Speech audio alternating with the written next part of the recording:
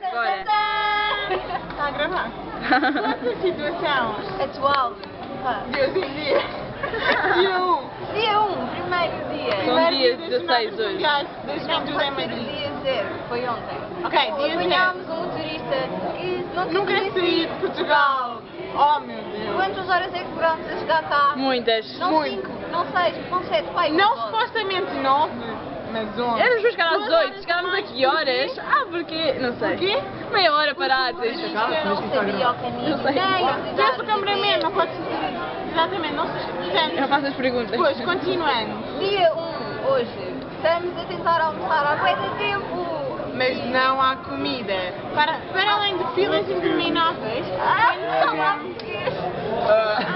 nós estamos a gravar o nosso jornal. Apanhar a nossa Agora apareceu aqui o emplástico. Não há comida aí, estamos aqui. Pai, Pronto, Ela apareceu no vosso telejornal, não sei se sabem. Calma, nós já Não, não, agora acho que não. temos que ter reportagem. Pronto.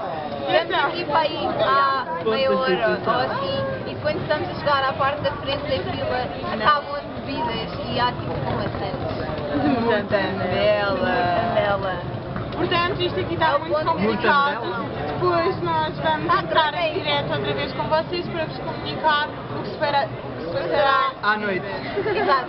No telejornal de noite. Não perca. Nós também não! Não perca o próximo episódio, porque nós também não!